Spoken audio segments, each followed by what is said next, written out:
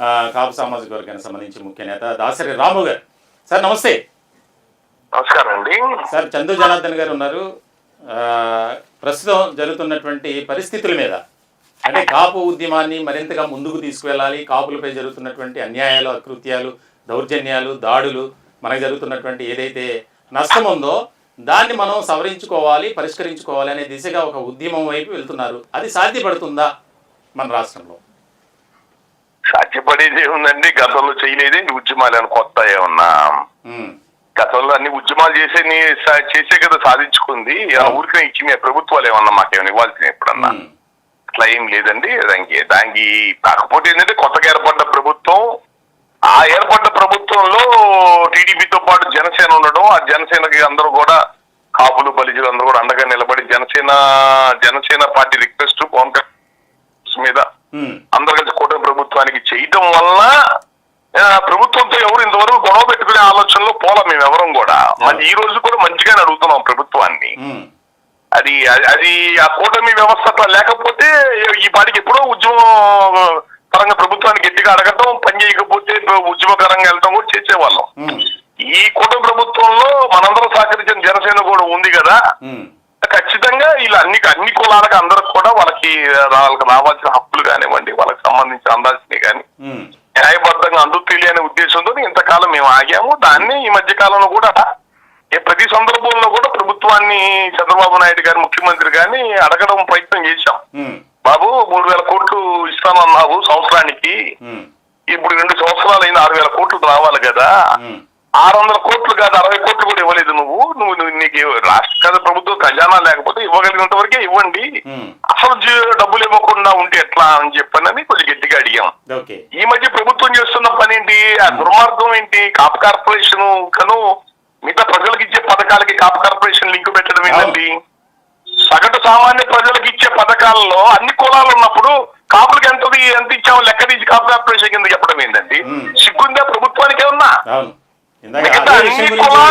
అన్ని కులాలకు ఇస్తున్న ఒక నిమిషం అండి, అన్ని కులాలకు ఇస్తున్న పథకాలు ఇస్తున్నప్పుడు ఆ కులాలకు లెక్కేస్తున్నారా? యాదవులకు ఎంత ఇచ్చాం, గౌడర్కి ఎంత ఇచ్చాం, రెడ్లకి ఎంత ఇచ్చాం, కమ్మలకి ఎంత ఇచ్చామని ఒక కాపుని సెపరేట్ చేసి ఇన్ని 100 కోట్లు ఇచ్చాం, ఇన్ని 1000 కోట్లు ఇచ్చాం, అది కాపు కార్పొరేషన్ కింద ఇచ్చాం, ఇదే పిచ్చి లెక్కలు. అలాంటి పనులు చేస్తేనే ప్రభుత్వం వ్యతిరేకత వచ్చేది ప్రజల్లో. అన్ని కులాలకు ఇస్తున్నప్పుడు దానికి సెపరేట్ లెక్కలు చేస్తే తప్పది. మీరు విడిగా అందరి కులాలకు ఇచ్చే పథకాలు కాకుండా విడిగా ఏమి ఇచ్చారో చెప్పండి, కాపులకు కానీ ఎవరికన్నా కానీ, ఏ కులానికైనా కానీ. ప్రజలకు సహజంగా ఇచ్చే పథకాలు ఎప్పుడు ఉండేవి, అవి కాకుండా విడిగా కాపుల్లో చదువుల కోసం ఇంకో దానికోసం మీరు విడిగా ఏమి ఇచ్చారో అది కాపు కార్పొరేషన్ కిందకు వచ్చింది. అంతే తప్ప ప్రజలకి సగటు ప్రజలకు ఇచ్చే అమ్మ దీవెనో ఇంకోటో నాయనమ్మ దీవెనో ఇచ్చే పథకాలు అన్ని తీసుకొచ్చి ఎంత కాపులు ఎంత ఇచ్చావో తీసి లెక్క చెప్తారా? మిగతా కులాలకు కూడా లెక్క చెప్పినట్లయితే ప్రతి కులానికి లిస్టుగా ఇవ్వండి, శ్వేతపత్రం రిలీజ్ చేయండి. రాష్ట్రంలో ఉన్న 150 కులాలకి ఒక్కొక్క కులానికి 2,000 కోట్లు అన్ని చెప్పండి, అన్నమాట బయట బాగుంటుంది. అది ఇప్పుడు కూడా మొన్న జరిగిన మీటింగ్ లో కూడా మన వాళ్ళందరూ కూడా ముఖ్యమంత్రి గారి దగ్గరికి వెళ్ళి రిప్రజెంట్ చేసి అడుగుతాము తొందరగా మా కాపు కార్పొరేషన్ నిధులు, నెక్స్ట్ మాది ఎప్పుడు పెండింగ్ ఉన్న బీసీ రిజర్వేషన్ ఉంటుంది, ఊరంటే ఈడబ్ల్యూసీ రిజర్వేషన్ మీద పడతారు కూడా మా కాపులు కూడా. నాకేమో అర్థం కావట్లా, నరేంద్ర మోడీ ఇచ్చే రిజర్వేషన్ వీళ్ళు ఎవరండి ఇష్టం వచ్చినట్టు చేయడానికి? కేంద్రం ఇచ్చే రిజర్వేషన్ ఈడు అత్తతో మల్లుడు దానిలాగా 5% కాపులు మిగతా 5% మిగతా కులాలకి భారతదేశంలో ఏ రాష్ట్రంలో డివైడ్ చేయాలి ఆ విధంగా రిజర్వేషన్ ని. అది యథార్థంగా ఇంప్లిమెంట్ చేయాల్సింది హైకోర్టు డైరెక్షన్స్ ఉన్నాయి దానికి. మేము అడుగుతుంది 50 ఏళ్ల నుంచి మాకు తీసేసిన బీసీ రిజర్వేషన్లు ఏదైతే చంద్రబాబు నాయుడు మంజునాథ్ కమిషన్ రిపోర్ట్ ఆధారం చేసుకుని కాపుల్ని బీసీలో చేరుస్తూ ఎఫ్ కేటగిరీలో పెట్టి 5% రిజర్వేషన్ ఇచ్చాడు, దాన్ని అమలు చేయమంటున్నాం. అమలు చేయకుండా కేంద్రానికి పంపించాడు, తప్పుదో పట్టించాడు మమ్మల్ని కాపులందరినీ. కేంద్రానికి పర్మిషన్ కోసం పంపించాడు. కేంద్రం మా పర్మిషన్ అవసరం లేదయా, రాష్ట్రంలో ఇచ్చే రిజర్వేషన్లకు మాకు సంబంధం లేదు, కేంద్రం ఓబీసీ రిజర్వేషన్ వరకే మాకు లెక్క, రైల్వేలు, ఇన్కమ్ ట్యాక్స్, పోస్టలు ఇట్లాంటి వరకే లెక్క, కానీ రాష్ట్ర రిజర్వేషన్ మీరు ఇచ్చుకోవచ్చు అని కేంద్ర మంత్రి పార్లమెంట్ సాక్షిగా చెప్పాడు. చంద్రబాబు నాయుడు చిత్తశుద్ధిగా ఇంప్లిమెంట్ చేయమని చెప్పండి, బీసీ కులాలకు ఇబ్బంది లేకుండా.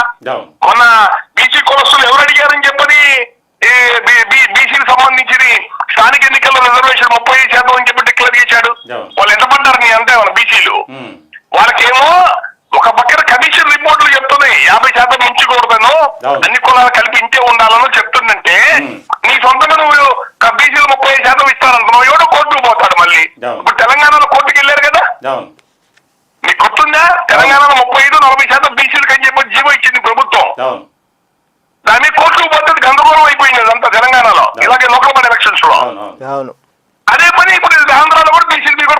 చెప్పాడు చంద్రబాబు నాయుడు. సరే సరే ఇప్పుడు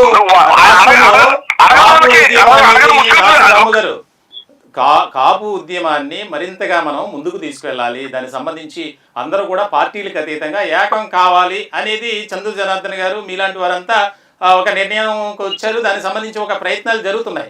అది సాధ్యపడుతుందా అనేది ఇక్కడ ముఖ్యమైన అంటే సాధ్యపడకపోవడానికి ఏముంది సార్, ఇందులో మాకు వచ్చే అడ్డంకులు ఏమున్నాయి? మేము చెప్పాం కదా, ఇన్నాళ్ళు ఆగింది కేవలం పవన్ కళ్యాణ్ గారి మొహం చూసే. మనందరం సపోర్ట్ చేసిన జనసేన కూటమిలో ఉన్నప్పుడు గొడవలు మనం ఎక్కువ గొడవ పెట్టుకోకూడదు, కంట్రవర్సీకి వెళ్ళకూడదని ఆగారు ఇన్నాళ్ళు అందరూ. మంచిగా 10 సార్లు అడుగుతాం, స్పందించకపోతే ఉద్యమానికి ముందుకు పోతాం. ఆ ఉద్యమానికి వచ్చే వాళ్ళే వస్తారు, ఎవరికి ఇంట్రెస్ట్ ఉంటే వాళ్ళు వస్తారు. ప్రభుత్వానికి అనుకూలంగా కూర్చుంటారు, పోయి ఉద్యమం చేద్దాం కూడా ఉద్యమం చేస్తారు. దానికి ఏ అడ్డంకులు లేవు. ఇలాంటి ఉద్యమాలు చాలా చేసాం. అది ఎడం చేత్తో పని, మాకు 2 నిమిషాల పని మేము చెయ్యాలంటే. కానీ ప్రభుత్వాన్ని ఇప్పటికీ మంచిగా అడిగే ప్రయత్నమే చేస్తున్నాము. వాళ్ళు అడగని ముస్లిం రిజర్వేషన్ ఇచ్చారు, ఎప్పుడు అడగని బీసీకి సంబంధించి ఇంకేదో ఇస్తానంటారు. మాకు ఇచ్చిన మాట ప్రకారం ఇస్తానన్న చిన్న కూడా మాకు ఇవ్వకుండా మమ్మల్ని నానా గడ్డి తినిపిస్తున్నారు. ఇది జనం చూస్తున్నారు, కాపులు ప్రజలు చూస్తున్నారు, అబ్జర్వ్ చేస్తున్నారు. వీళ్ళు చెప్తున్న మాటలేంది, ఆచరణలో ఏం చేస్తున్నారు ప్రజలు చూస్తున్నారు. దాని తగ్గట్టుగానే సమాధానాలు ఉంటాయి రాబోయే ఎన్నికల్లో. రైట్, థ్యాంక్ యూ రాము గారు.